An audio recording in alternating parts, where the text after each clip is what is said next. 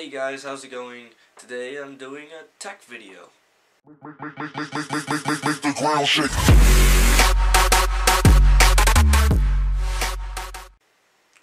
This is actually a re-upload of something that I did in June of 2014. I posted it on a different channel that I have since deleted because I just wasn't into YouTube at that point that much, but I spent a lot of time making this video. It is insanely long. It's like 30 minutes. I'd be surprised if you watched the whole thing, but it's basically the story of me building this thing. This is my computer that I built myself with my bare hands, and yeah, I spent a lot of time working on this video. I spent a lot of time researching the parts for this computer, and I am very happy with the final product. It is insanely fast, and it looks really cool, especially when the pictures are changing. So guys, I'm going to be doing a lot of new tech stuff. This organization owes me $100, and they've owed me that $100 for about 4 months now, and I'm finally getting it sometime soon. And once I do, I'm going to buy a new keyboard to replace this one.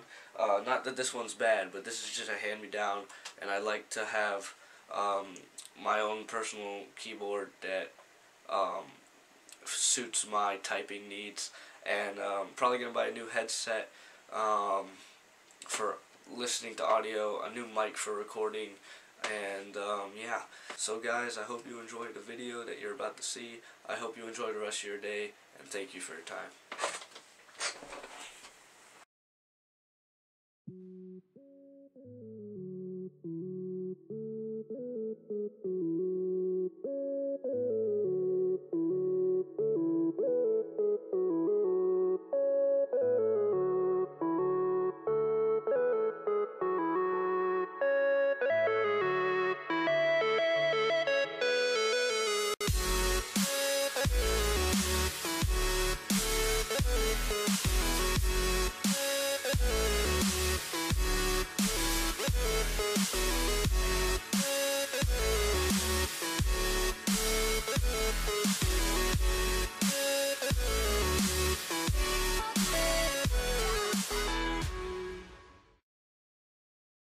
So you want to build a computer. Well, today I'm going to be building a system that will look nice, will be able to play some of the latest games relatively well, and we'll do this all under $500. So today we're going to be using an AMD APU. So you might ask yourself, what is APU technology? Well, an APU is basically a central processing unit with a very powerful integrated graphics processing unit as well. And this will allow you to play some of the latest games at reasonable rates without an expensive graphics card. So, to kick off the parts rationale, we'll start out with our APU. We have an A10-6800K. So you might ask yourself, why the heck is it not Kaveri? Why is it not a 7850K? Well, this particular chip, the 6800K, has a very powerful CPU component, which uses AMD's pile driver technology, which can also be found in some of their latest FX series of processors. The reason I chose the 6800K over the 7850K is because the person that is going to be using this computer will probably put an R7-265 in there in the future, and once that discrete card is in there, the integrated graphics processing power of the chip is rendered useless, and therefore you will be spending extra money on something that you're not going to be using with the 7850K. So that's why I chose the 6800K. And for about $120, perfect for this value-oriented build. So, the next thing, and probably the most important, is the power supply. We have a CX430M by Corsair. Now, Corsair is very well known, and their products are some of the best. And the reason I chose the CX430M is because this particular system is going to be pulling like 250 watts even without an overclock, and even with a graphics card in there later, it shouldn't pull more than 400 watts. So CX430M, 80 plus bronze, very reliable, and it also looks pretty nice in there too. The case, the big mammoth in the room, we have a Corsair Spec 02 mid-tower ATX gaming case. And the reason I chose this case over something like a 200R, which is also cheap, is because it has this giant side panel window. And it's always nice to be able to see your components, as well as notify if there's any dust buildup or something wrong in there that's not supposed to happen. Oh, I almost forgot. For stock cooling, for CPU cooling anyway, we're going to be using the AMD stock cooler, and I'm probably going to get some hate for this, but it performs relatively well if you don't have an overclock.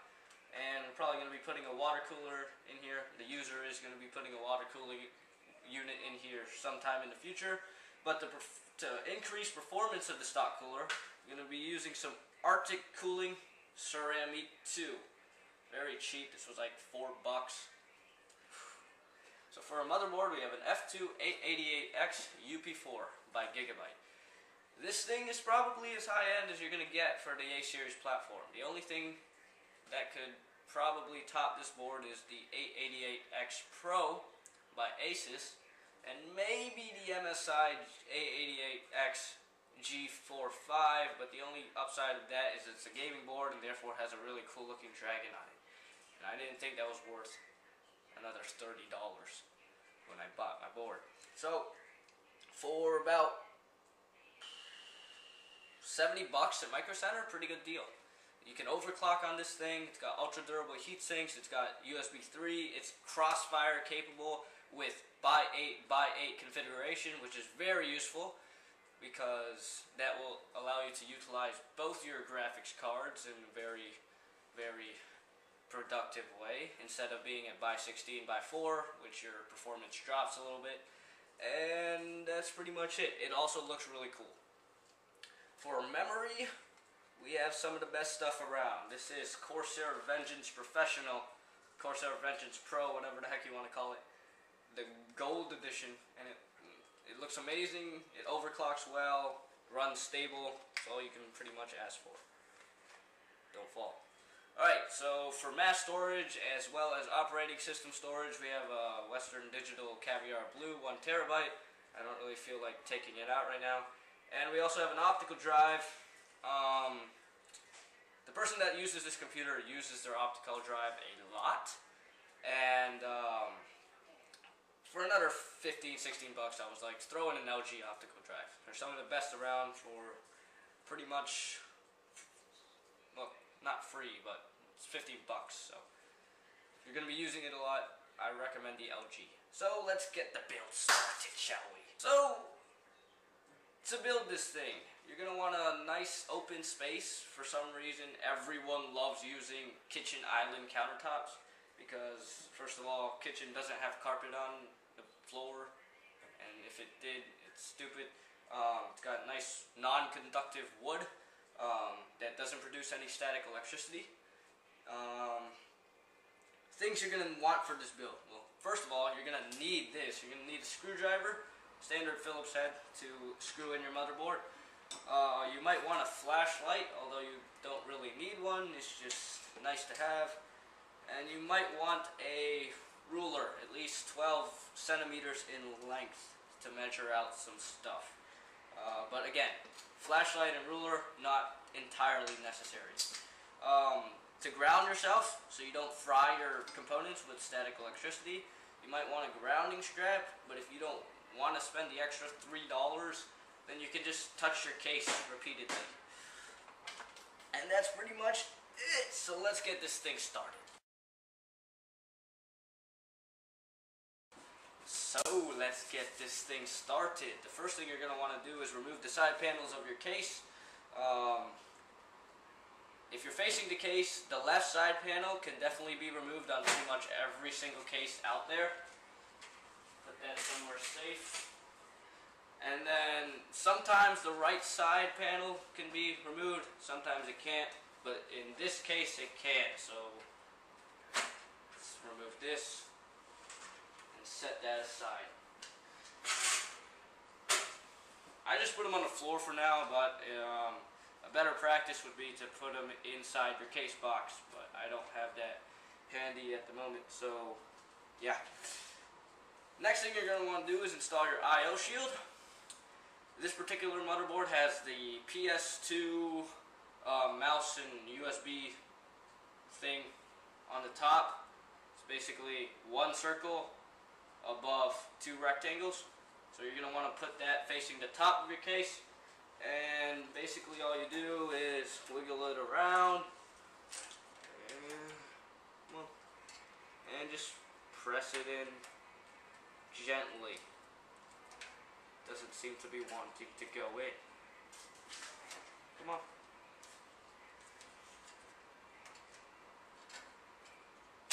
Now? There we go. Alright, so the IO shield, input output shield, whatever you want to call it, is installed. Next thing you're going to want to do is install your optical drive, because, well, it's just easier now than it is later. So what you're going to want to do is remove one of these toolless covers for one of your 5.25 inch bays right here. Corsair utilizes a very useful toolless design for their things.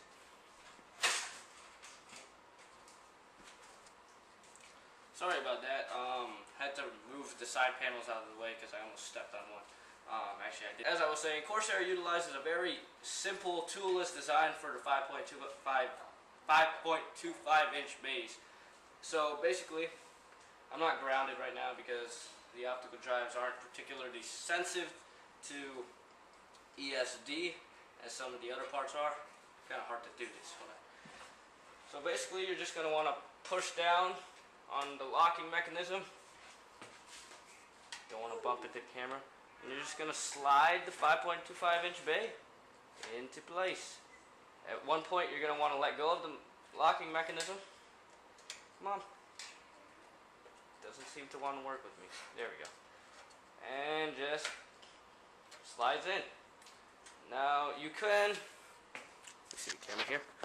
You can secure it with screws here, here, and on the other side, here, here, here, and here. But you don't need all 6 screws, because come on, it's not going to pop out of there unless you're moving it. Unless you're shipping this system off to someone, which I'm not. So, just like that, the LG optical drive is in place. The next thing we're going to want to do is install the CPU heatsink, and the memory. But to do this, you want to be properly grounded. So, we have our power supply right here. And what we're going to do is we're going to plug it in to an outlet. I'm using a surge protector. Just plug it in. Make sure it grips nice and tight. And then, bam! So the power supply is plugged into a surge protector. Although, what did that do? Well, basically, it grounds any electricity in the power supply to this thing. To ground myself, you're going to want to use your strap. And once again, if you don't have a strap, just touch your case over and over again.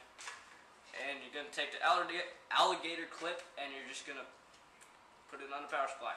Make sure your power supply is turned off so that any excess electricity doesn't get.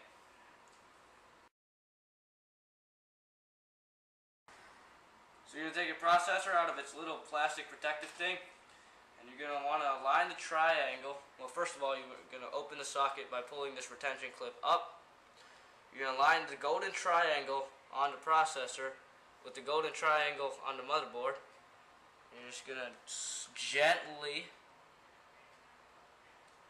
drop it in there. And don't push on the processor, because that will most likely damage the socket or the pins. Next thing, very simply, is closing the socket, putting one finger on there so it doesn't pop out. And that's pretty much this processor is installed. Next thing you're going to want to do is take your processor heatsink fan. Actually, I lied. That's not what you're going to want. Is apply the ceramic to thermal paste. Thermal compound is 100% necessary. because without it, your CPU will burn. No joke. So double checking our CPU here. Basically, you're just going to want to take a little bit of this, put a little P-shaped dot in the middle of the processor.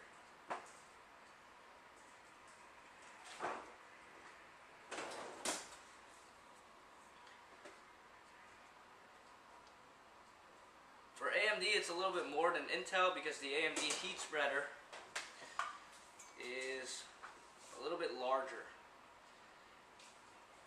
So now what you're going to want to do is you're going to want to take your heat sink, and ceramic too, by the way, is not thermally conductive, so if you get it like all over the place, just make sure it's nice evenly coated. But now what you're going to want to do is take your processor heatsink fan and put it on. So AMD uses a very simple mechanism. You just take one of the, you got a latch here, put it onto one of the onboard brackets, and make sure it's lined up correctly, and that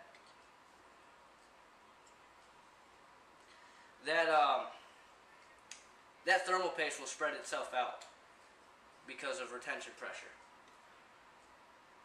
Make sure you wiggle it around a little bit. So put one latch on the bracket, the latch without a retention arm. The retention arm, by the way, is a giant black thing. Then take the other arm with the retention arm, take the other clip with the retention arm, hook that on the bracket, and tension it. Now that you have your CPU heatsink installed, the next thing you're going to want to do is plug it in. Plug the fan in, anyway. So I curled my fan thing up so it looks relatively nicer than it did when it came out of the box. But you don't have to, it's not necessary. But you definitely don't want it getting into the fan because that would be bad. And curl it up, tie it in a knot if you want to, and then just simply put the header onto the header on the motherboard, labeled CPU fan. Some motherboards have 2 CPU fan headers, but this one only has 1. So there you go, CPU heatsink is installed. Next thing you're going to want to do is install your memory. Also, I forgot to mention this, you want the motherboard on a non-conductive cardboard box. I'm using a Nike box, if you can't tell by that, but it's kind of ghetto, but it works. So the next thing you're going to want to do is install the memory. This is some pretty high-end memory right here. So basically, there's a little notch right here, and it lines up with a little notch on the motherboard. We're going to be using the gray motherboard slots because it looks the nicest, and we're running in dual channels, so we need to. Align the notch with the notch on the motherboard.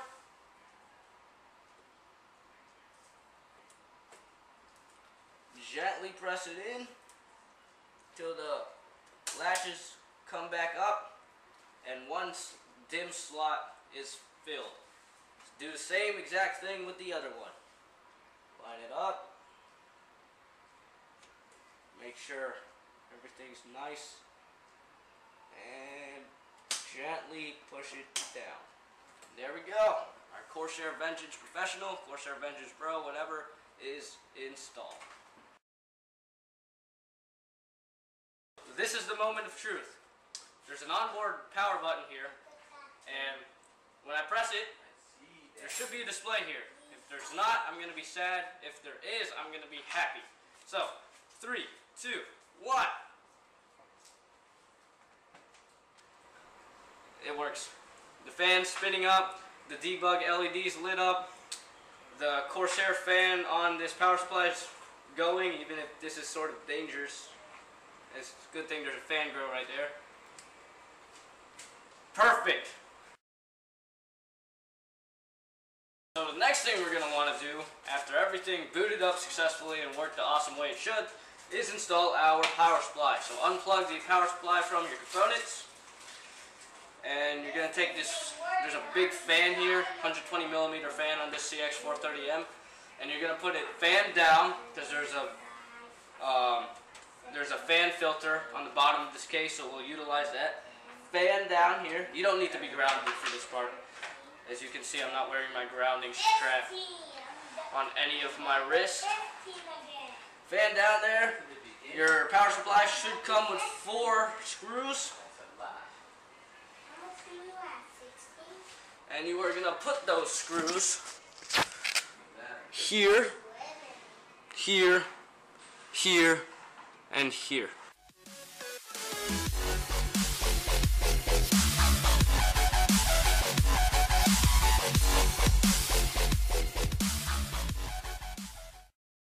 So, now that the power supply is in, we are going to be putting in the motherboard.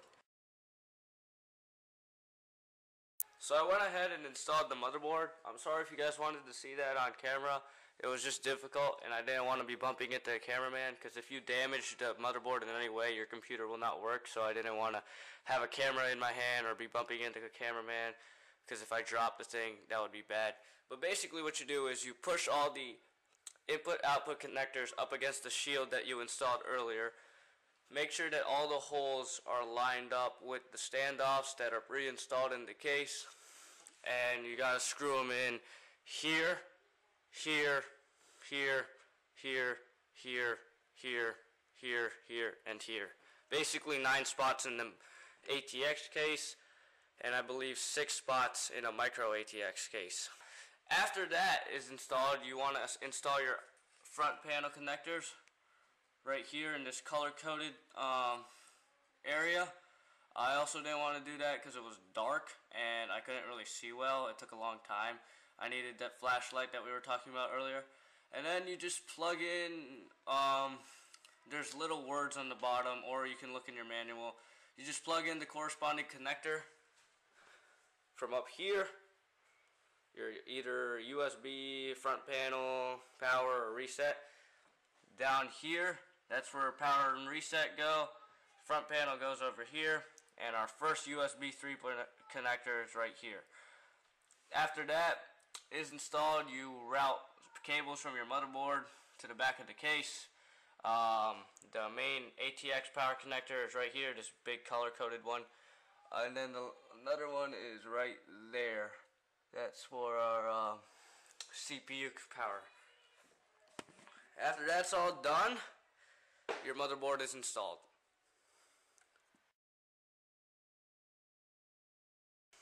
After that, you're going to want to install your hard drive, and the hard drive's this thing right here that I'm pointing at. Basically, it just slides right in. There's a little latch out here that you pull out, grab the hard drive, and it comes in and out like that. And then it just pops right in. And that's pretty much hard drive installation. You can secure it with screws right here, but you don't have to necessarily. It's not required. And then you just take cables that came with your motherboard, route them to the hard drive, and route them into the corresponding connectors on your motherboard right here. And if you have 2 hard drives, you're going to want to use one of these up here. After that, you're going to want to route cables to your optical drive if you have one. Basically, there's a power cable that connects to your power supply. If you have a modular power supply, you're going to want to take one of the connectors and put it in. If you don't, you're just going to want to take the SATA cable and plug it into the optical drive. And then you're going to take a data cable, run it through one of the holes, unless you want a really crappy looking case, and then you're just going to plug it in to one of the SATA connectors. So once you got all your cables connected, this is the last major part of any computer build. This is cable management. And it's also the most painful part of any computer build. Basically, you don't want a lot of cables cluttering up your case, because then that can lead to, well, bad things. And decreased airflow, stuff getting caught where it's not supposed to. So basically, you want to have a little bit of cable management. While it's not entirely 100% necessary, you're going to want a little bit of it. And this is not the best thing I could have done. It took 3 people, me, my mother, and my father, to put this side panel back on. So it was a long and painful process, but we got it back on there. and I have no idea how I'm gonna get it back on there after this video. So never mind. Alright guys, so we got a finished system right here. I have it on my work table upstairs, and hopefully it works. So once I press this button, a lot of stuff should light up, fans should start moving, the hard drive should start clicking, and it should just sound right. So 3, 2, 1. There you go. It works. Here's our front bezel. You can see our power LED indicator right here. Our red LED fan is spinning up. And here's our optical drive. And it works fine. Time for a tour of our internal components. We have our GIGABYTE motherboard. Our CPU fans up here. Our back outtake fan is spinning up well, although these fans are kind of spinning up fast, so probably gonna have to change that a little later on. Power supply, hard drive, and our optical drive as I showed you before, and also our Corsair Vengeance memory, which looks amazing by the way.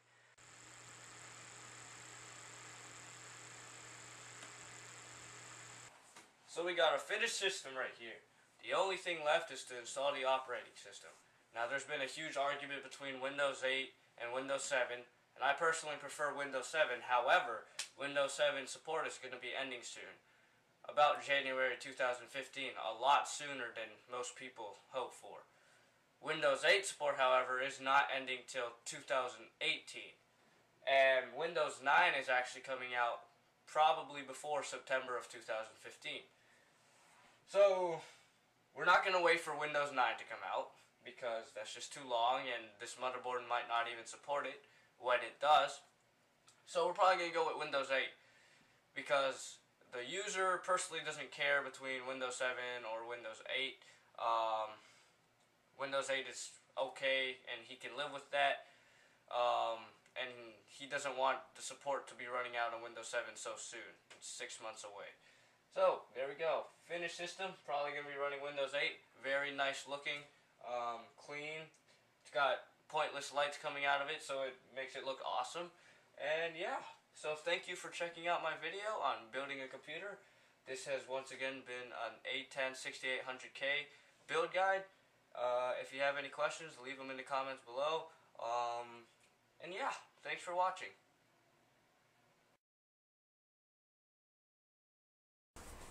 Maybe just order. Okay, go ahead. Sorry about that. Don't order anything for me, I'll scrounge. Alright Dad, I'm gonna need that monitor now. This is the moment of truth. Are you serious? Yep. Getting hungry. So I'm gonna reason I can't use my kitchen. It's not a kitchen, it's a computer studio.